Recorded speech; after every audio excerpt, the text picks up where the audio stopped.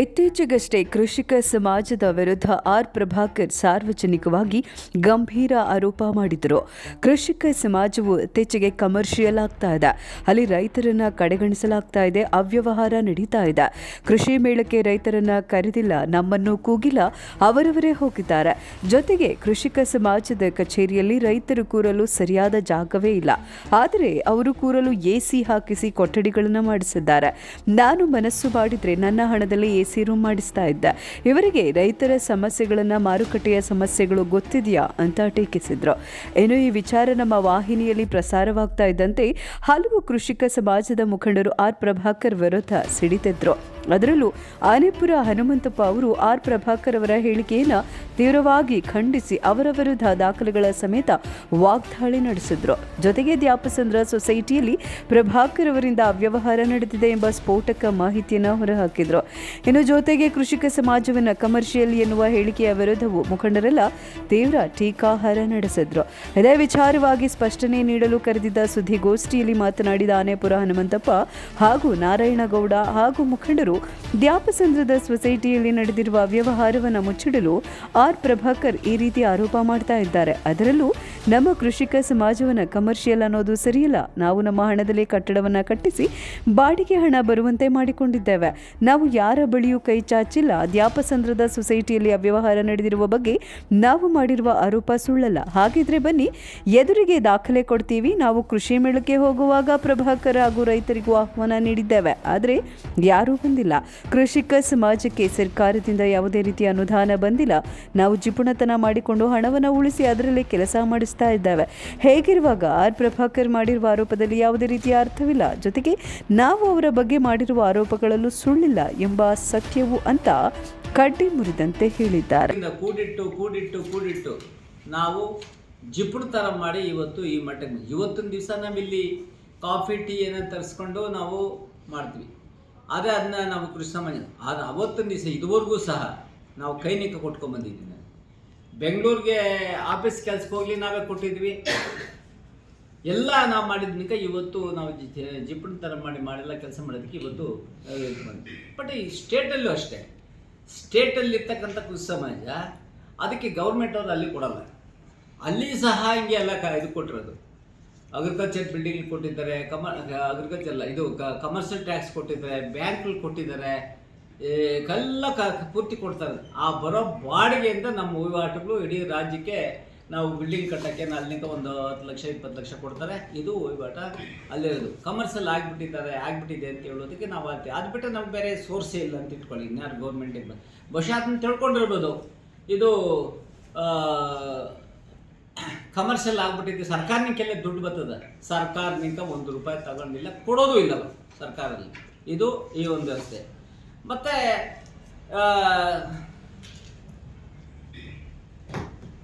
A C ಹಾಕ್ಬಿಟ್ಟಿದ್ದಾರೆ ಅಂತ ಒಂದು ಕಡೆ ಹೇಳ್ತಾರೆ. ಎ ಸಿ ಹಾಕಿದ್ದಾರೆ ಅಂತಂದರೆ ನಿಮಗೆ ಗೊತ್ತಿರ್ಬೇಕು. ಈ ಕಡೆ ಗೋಡೆ ಗಾಳಿ ಬೆಳಕು ಬರೋದಿಲ್ಲ, ಈ ಕಡೆ ಗೋಡೆ ಗಾಳಿ ಬರ್ಕೋದಿಲ್ಲ, ಈ ಕಡೆ ಅಂತ ಕ್ಲೈಮೇಟ್. ಹಾಗಾಗಿ ನಾವೇನು ಮಾಡ್ತೀವಿ, ಎ ಸಿನ ಹಾಕ್ಕೊಂಡಿದ್ವಿ. ರೈತರೆಲ್ಲ ನಾನು ಇರಲಿ ಬಿಡಲಿ ಇಲ್ಲೇ ಕೂತ್ಕೋತಾರೆ, ಮತ್ತು ಟಿ ವಿನೂ ಹಾಕ್ಕೊಳ್ತಾರೆ, ಅವ್ರು ನೋಡ್ತಾ ಇದ್ದಾರೆ. ಅದೇನು ನನ್ನ ಪ್ರಕಾರ ರೈತರಿಗೆ ಆಗಿದೆ ಹೊರತು ನಮಗೇನು ನಮ್ಮ ಸ್ವಂತಕ್ಕೆ ಇಲ್ದಿರ ನಾನು ಮನೆ ಬಿಟ್ಟು ಇಲ್ಲಿ ಬಂದು ನಮ್ಮ ಡೈರೆಕ್ಟ್ಲಿ ಯಾರು ಗೊತ್ತಿಲ್ಲದೆ ಇಲ್ಲಿ ಬಂದು ಟಿ ವಿ ನೋಡ್ತಾರೆ. ಅದನ್ನ ಮಾತನಾಡೋ ವಿಷಯನೇ ಅಲ್ಲ. ಆಮೇಲೆ ಇನ್ನೊಂದು ವಿಷಯ ಪ್ರಸ್ತಾವ, ಕೃಷಿ ಮೇಳಕ್ಕೆ ಹೋಗ್ಬಿಟ್ರು, ನಮ್ಮನ್ನು ಬಿಟ್ಟಂತೆ ಹೋದ್ರು, ದುಂದುಬರಿಚೆ ಮಾಡಬೇಕು, ರೈತರನ್ನ ಕರ್ಕೊಂಡು ಹೋಗಿಲ್ಲ, ಬರೀ ಅವರೇ ಹೋಗ್ಯಾರ.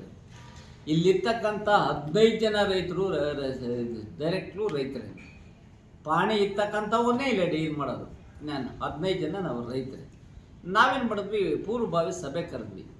ಅಲ್ಲಿ ಮಿನಿಸ್ಟ್ರ್ ಫೋನ್ ಮಾಡಿದರು, ನೀವು ಎಲ್ಲ ಜಿಲ್ಲೆಗಳಿಂದ ತಾಲೂಕುಗಳಿಂದ ಕೃಷಿ ಮೇಳಕ್ಕೆ ಬನ್ನಿ ಧಾರವಾಡಗೆ.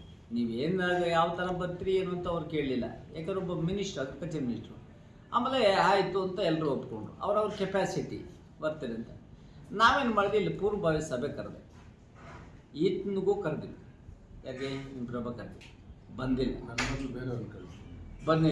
ಅಲ್ಲ ಟೂರ್ ಹೋಗೋದಕ್ಕೆ ಬಂದಿಲ್ಲ. ಆಮೇಲೆ ಏನು ಮಾಡಿದ್ವಿ, ನಾವು ಕೃಷಿ ಮೇಳಕ್ಕೆ ಹೋಗ್ಬೇಕಂತ ಯಾರು ಬರಲಿಲ್ಲ. 15 ಜನ ಪ್ಲಸ್ ಒಂದು 10 ಜನ 10 ಜನ ಬೇರೆ ಈಗ ಕರ್ಕೊಂಡು 25 ಜನ ಹೋಗೋಣ ಅಂತಂದ್ಬಿಟ್ಟು ನಾವು ರೆಸಲ್ಯೂಷನ್ ಮಾಡ್ಕೊಂಡು 25 ಜನಕ್ಕೆ ವ್ಯವಸ್ಥೆ ಮಾಡ್ಕೊಂಡು ಅದರಲ್ಲಿ ಪ್ರಭಾಕರ್ ಬಂದಿಲ್ಲ, ವಿಜಯ್ ಕುಮಾರ್ ಬಂದಿಲ್ಲ, ಕ್ಷೇತ್ರ ರಾಮಕೃಷ್ಣ ಬಂದಿಲ್ಲ. ಅದಕ್ಕೆ ಬದಲಾಗಿ ನಾವೇನು ಮಾಡ್ತೀವಿ, ಮತ್ತೆ 12 ಜನ ರೈತನ ಕರ್ಕೊಂಡು ನಾವು ಹೋಗ್ಕೊಂಡು ಕೃಷಿ ಮಾಡಲಿಕ್ಕೆ ನಾವು ಅಲ್ಲಿ ಹೋಗಿ ಆಳ್ತಿದ್ದು ಸುಮಾರು 900 ಕಿಲೋಮೀಟ್ರು ಒಂದೇ ದಿವಸ ಆಗೋದಿಲ್ಲ. ಅಲ್ಲೇ ನಾವು ಆಳ್ತಿದ್ದು ಅದನ್ನು ಖರ್ಚು ಇದನ್ನಕ್ಕೆ ನಾವು ಕೃಷಿ ಸಮಾಜದಿಂದ ಹಾಕ್ಕೊಂಡಿದ್ವಿ. ನಮ್ಮನ್ನು ಕರ್ಕೊಂಡು ಹೋಗಿಲ್ಲ, ಬಿಟ್ಟು ಹೋಗ್ಬಿಟ್ರು, ದುಂದು ವೆಚ್ಚ ಮಾಡಿದರು, ಮತ್ತು ರೈತರು ಅಲ್ದೋವನ್ನು ಕರ್ಕೊಂಡು ಹೋಗ್ಬಿಟ್ಟಾಗ ಅದನ್ನ ಭ್ರಮೆ ಅದನ್ನು ಒಂಥರ ಡಿಸಪಾಯಿಂಟ್ ಆಗಿಬಿಟ್ಟವನೆ. ಯಾಕಂದರೆ ಇಲ್ಲಿ ಬರಬೇಕಾಗಿತ್ತು, ಇಲ್ಲಿ ಕೃಷಿ ಸಮಾಜಕ್ಕೆ ಬರಬೇಕಾಗಿತ್ತು. ಚುನಾವಣೆ ಆದ ಸಂದರ್ಭದಲ್ಲಿ ಏನಾಯಿತು ಅಂತಂದರೆ ನಾರಾಯಣ ಸ್ವಾಮಿನ ಕಂಟೆಸ್ಟ್ ಮಾಡಿದ, ಆತ್ಮ ಕಂಟೆಸ್ಟ್ ಮಾಡಿದ್ರು. ಇದಕ್ಕೆ 11 ಮತ ಬಂದು ಅದಕ್ಕೆ 4 ಜನ ಇಲ್ಲೇ ಇದ್ದಾರೆ ನಮ್ಮ ಅವ್ರ ಪರವಾಗಿ. ಅವ್ರು ಎತ್ತಲಿಲ್ಲ, ಕೈ ಹಿಂಗೆ ಎದ್ದರು. 11 ಜನ ನಾವು ಕೈತೆ. ಅವಾಗ ಏನು ಮಾಡಿದ್ರು, ಹುಷಾರಾಗ್ಬಿಟ್ಟ ಈತ, ಹುಷಾರಾಗ್ಬಿಟ್ಟು ನಾನು ವಾಪಸ್ ತಗೋತೀನಿ ಅಂತ.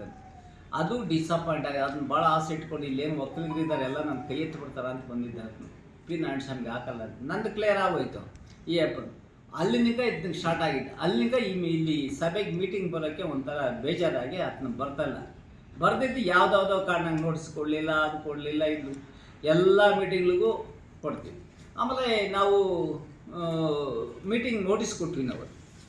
ನಾ ಅನಿವಾರ್ಯವನ್ನೇ ನಾವು ಮಾಡಿ ಮುಂದೂಡಿ ತಂದೆ ಹೋಗಿ ತಕ್ಷಣ ಪರಿಶೀಲನೆ ಮಾಡಿ, ಸರ್ ಇಲ್ಲಿ ಅಕ್ರಮ ನಡೀತಾ ಇದೆ ಅಂತ ಹೇಳಿದಾಗ AR ಸ್ಟೇಷನವರು ಸಹಕಾರ ಅಭಿವೃದ್ಧಿ ಅಧಿಕಾರಿಗಳನ್ನ ಪರಿವೀಕ್ಷಣೆ ಕಳಿಸ್ಕೊಟ್ಟಿದ್ರು. ಪರಿವೀಕ್ಷಣೆ ಕೊಟ್ಟು ಅವರೇ ಕೊಟ್ಟಿದ್ದಾರೆ ರಿಪೋರ್ಟ್. ಅದು ನೆನ್ನೆ ನಾನು ನೋಡ್ಸಿದ್ದೀನಿ, ನೇರವಾಗಿ ಹೇಳ್ತೀನಿ. ಅದ್ರ ಓದಬೇಕು ಅಂದರೆ ಓದ್ಬಿಡ್ತೀನಿ, ಬೇಕಾದ್ರೆ ನಿಮ್ಗೆ ಕಾಪಿ ಮೇನ್ ಒಂದು ನೋಡಿ 25-26 ಅಂದರೆ ಒಂದು ತಿಂಗಳಿಗೆ 81 ಜನಕ್ಕೆ ಅವರೇ ನೇರವಾಗಿ ಹೇಳ್ತಾ ಇದ್ದಾರೆ. 2020 120 ಜನರನ್ನು ಎ ವರ್ಗ ಮಾಡ್ಕೊಂಡಿದ್ದಾರೆ, ಕೃಷಿಕರನ್ನು ಮಾಡ್ಕೊಂಡಿದ್ದಾರೆ, ಕೃಷಿಯೇತರರನ್ನು ಮಾಡ್ಕೊಂಡಿದ್ದಾರೆ. 24ರಲ್ಲಿ 22 ಜನನ, 23ರಲ್ಲಿ 12 ಜನನ, 21ರಲ್ಲಿ 17 ಜನ ಎ ವರ್ಗ.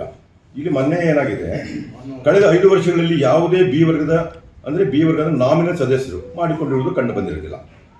ಮಂಜುನಾಥ್ ಆಚಾರ್ಯ 3 ಚಿನ್ನದ ಗುಣಮಟ್ಟ ಪರೀಕ್ಷಿಸಲು ನೇಮಕ ಮಾಡಿದ್ರೆ ಅವತ್ತಿಲ್ಲ ಅಲ್ಲಿ. ಇದರಿಂದ ಮಂಜುನಾಥ್ ಆಚಾರ್ಯ ಅವರು ಇವತ್ತು ನಮ್ಮ ಸ್ನೇಹಿತರು JV ಕುಮಾರ್ ಶ್ರೀನಿವಾಸ್ ಅವರು ಹೋಗಿ ಅಲ್ಲಿ ನೋಡಿದಾಗ ಈ ಮಂಜುನಾಥ್ ಆಚಾರ್ಯ ಇಲ್ಲ ಅಲ್ಲಿ. ಅಪ್ರೈಸರು ಇಲ್ಲದೇನ ಅವರೇ ಅಪ್ರೈಸರು, ಅಧ್ಯಕ್ಷರ ಅಪ್ರೈಸರು, ಅಲ್ಲಿ ಇರ್ತಕ್ಕಂಥ ಆಡಳಿತ ಮಂಡಳಿನ ಅಪ್ರೈಸರ್ಗಳು. ಅವರ ಕೊಟ್ಟಿದ್ದೆ ಬಂಗಾರ, ಇವ್ರು ತಗೊಂಡಿದ್ದ ದುಡ್ಡು. ಅದಾದ್ಮೇಲೆ ಅಲ್ಲಿ ಏನಾಗಿದೆ, ಬೈಲಾನ ವಿರುದ್ಧವಾಗಿ ಮಾಡಿದ್ದಾರೆ. ಏನು ಮಾಡಿದ್ದಾರೆ, ಆವತ್ತೇ ಸದಸ್ಯನಂತ ಪಡೆಯೋದು, ಆವತ್ತೇ ಸಾಲ ಕೊಡೋದು. ಇದು ನಮ್ಮ ಕಾನೂನು ಮತ್ತು ಉಪನಿಯಮಕ್ಕೆ ವಿರುದ್ಧವಾಗಿ ಆಡಳಿತವನ್ನು ಮಾಡಿದ್ರು. ನೋಡಿ, ದಾಖಲಾತಿ ಅನ್ವಯ ಇದುವರೆಗೂ 267 ಜನರಿಗೆ ಚಿನ್ನದ ಸಾಲ ನೀಡುತ್ತಾರೆ. ಚಿನ್ನದ ಸಾಲ ನೀಡಿದವರ ಅರ್ಜಿಗಳನ್ನು ಪರಿಶೀಲಿಸಲಾಗಿ ಎಲ್ಲರಿಗೂ ಎ ವರ್ಗದ ಸದಸ್ಯರಾಗಿ ಮಾಡಿಕೊಂಡು ಇದರಲ್ಲಿ ಕೇವಲ 17 ಷೇರುದಾರರು ಮಾತ್ರ ಪಾಣಿ ಹೊಂದಿರುತ್ತಾರೆ. ಲೆಕ್ಕಗೊಳಿಸೋದು 267 ಜನದಲ್ಲಿ 17 ಜನರೇ ಕೃಷಿಕರು, ನಿಜವಾದ ಕೃಷಿಕರು, ನಿಜವಾಗಿ ಆ ಸಂಘಕ್ಕೆ ಸದಸ್ಯರಾಗಬೇಕಾದ್ರು 17 ಜನ ಮಾತ್ರ. ಇನ್ನು ಉಳಿಕೆ 205 ಜನ ಕೃಷಿಕರಾಗದೆ ಅವ್ರಿಗೆ ಬರೀ ಏನೋ ನಾಮಕಾವಸ್ಥೆಗೆ ಅಲ್ಲಿ ಏನೋ ಚುನಾವಣೆಯಲ್ಲಿ ಅಕ್ರಮ ನಡೆಸೋದಕ್ಕೋ ಅಥವಾ ಅವರ ಮತಗಳನ್ನು ಮಾಡ್ಕೊಳ್ಳಿಕ್ಕೆ ಮಾಡ್ಕೊಂಡಿದ್ರು.